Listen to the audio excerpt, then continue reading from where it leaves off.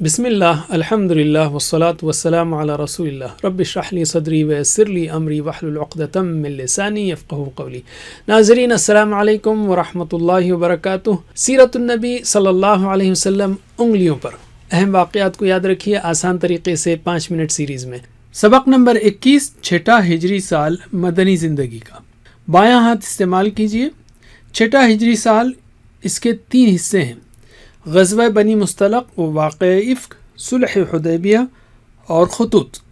تو ہم پہلا حصہ لیتے ہیں غزوہ بنی مصطلق اور واقع افک۔ غزوہ بنی مصطلق، نبی صلی اللہ علیہ وسلم کو خبر ملی کہ بنو مصطلق نامی قبیلے کا سردار عرب کے کچھ قبائل کو لے کر آپ سے جنگ کے لیے آ رہا ہے۔ آپ نے صحابہ کو تیاری کا حکم دیا اور بہت جلد دشمن سے مقابلے کے لیے نکل پڑے۔ مرائسیع نامی ایک جگہ پانی کے چشمے کے پاس دشمن سے مقابلہ ہوا اور فتح یاب ہوئے۔ قیدیوں میں بنی مصطلق کے سردار کی بیٹی حضرت جویریہ رضی اللہ عنہا بھی تھی۔ رسول اللہ نے ان سے نکاح کیا، جس کا فائدہ یہ ہوا کہ مسلمانوں نے بنو مصطلق کے 100 قیدی گھرانوں کو رسول کے سسرالی ہونے کی وجہ سے آزاد کر دیا۔ اب ہم لیتے ہیں واقع افک۔ غزوہ بنی مصطلق سے واپسی پر رسول اللہ صلی اللہ علیہ وسلم نے ایک جگہ پڑاؤ ڈالا۔ حضرت عائشہ اپنی ضرورت کے لیے گئیں، وہاں ان کا ہار گم ہو گیا۔ اس کو تلاش کرنے میں وہ پیچھے رہ گئیں۔ لوگوں نے سمجھا کہ حضرت عائشہ اپنی سواری پر موجود ہیں اور لوگ نکل پڑے۔ حضرت صفوان قافلے کا بچا ہوا سامان لانے کے ذمہ دار تھے۔ انہوں نے حضرت عائشہ کو رسول اللہ صلی اللہ علیہ وسلم تک پہنچایا۔ اس واقعے پر منافقوں نے حضرت عائشہ رضی اللہ عنہا پر نعوذ باللہ جھوٹا الزام لگایا۔ اللہ نے سورہ نور کی تقریباً 10 آیات نازل فرمائیں اور حضرت عائشہ کو پاک قرار دیا۔ اسباق و عمل، ہر ایک کے ساتھ اچھا سلوک کیجیے، چاہے وہ قیدی ہی کیوں نہ ہو۔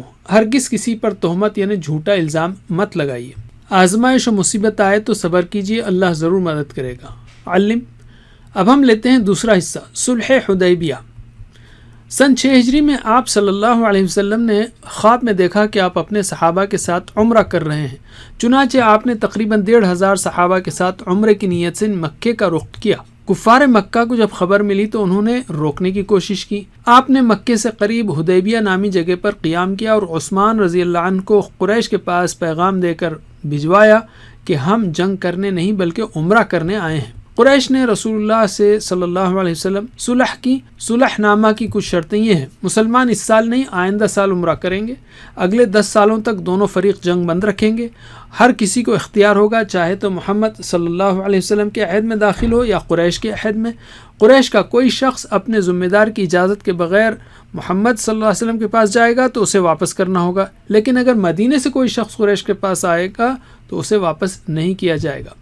اللہ تعالیٰ نے سورہ فتح نازل کی اور اس معاہدے کو فتح مبین یعنی کھلی کامیابی قرار دیا۔ قریش کا صلح کرنا گویا اسلام کی قوت کا اعتراف کرنا تھا۔ صلح کے بعد اسلام کو بغیر رکاوٹ کے پھیلنے کا موقع ملا۔ 6 ہجری تک مسلمانوں کی تعداد 3000 تھی تو فتح مکہ یعنی 8 ہجری تک مسلمانوں کی تعداد 10,000 ہو گئی۔ اسباق و عمل، اللہ کے حکم پر عمل کرنا ہی کامیابیوں کا دروازہ کھولتا ہے۔ بعض مرتبہ اپنے قدم پیچھے ہٹا لینا ہی آگے بڑھنے کا موقع دیتا ہے۔ علم۔ تیسرا حصہ، خطوط کے ذریعے دین کی دعوت۔ آپ صلی اللہ علیہ وسلم جب قریش سے صلح کے بعد ان کی طرف سے محفوظ ہو گئے تو 8 بادشاہوں اور امراء کے نام خطوط لکھ کر انہیں اسلام کی دعوت دی۔ قیصر روم، شاہ فارس خسرو پرویز، شاہ حبشہ نجاشی، شاہ مصر، شاہ عمان اور بحرین، یمامہ اور دمشق کے حکام کو، ان میں سے بعض نے ایمان قبول کیا۔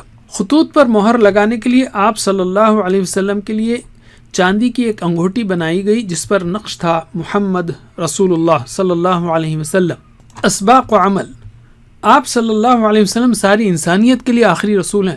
اپنی زندگی ہی میں آپ نے دنیا کی 2 بڑی سلطنتوں کے حاکموں تک دعوت پہنچا دی۔ جیسے بھی ممکن ہو دین کا پیغام پہنچائیے، خط و کتابت، ای میل وغیرہ سے۔ علم۔ اب ہم لیتے ہیں قرآن کو۔ دوسرا دور یعنی 6 سے 8 ہجری میں قرآن کی 7 صورتیں نازل ہوئیں، تقریباً 2 پاروں کے برابر۔ 6 اور 26واں پارہ یاد رکھیے، ان پاروں میں دوسری صورتیں بھی ہو سکتی ہیں۔ ان صورتوں کو غور سے پڑھیے۔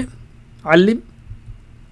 حدیث، آج ہم رسول اللہ صلی اللہ علیہ وسلم کو نہ اپنی آنکھوں سے دیکھ سکتے ہیں، نہ ہی ان کی مجلس میں شریک ہو سکتے ہیں، لیکن ہمارے درمیان آپ کی احادیث موجود ہیں، پڑھ کر اپنی دنیا و آخرت کو سنوار سکتے ہیں۔ اب ہم لیتے ہیں اعادہ۔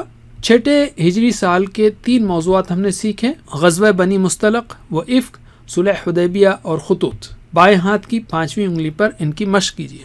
مختصراً مستلق، حدیبیہ، خطوط۔ اعادہ کرنا مت بھولیے مکی زندگی کے ادوار کا اور مدنی زندگی کے ادوار کا۔ جزاکم اللہ خیر، کوئز ضرور کیجیے۔ والسلام علیکم ورحمۃ اللہ وبرکاتہ۔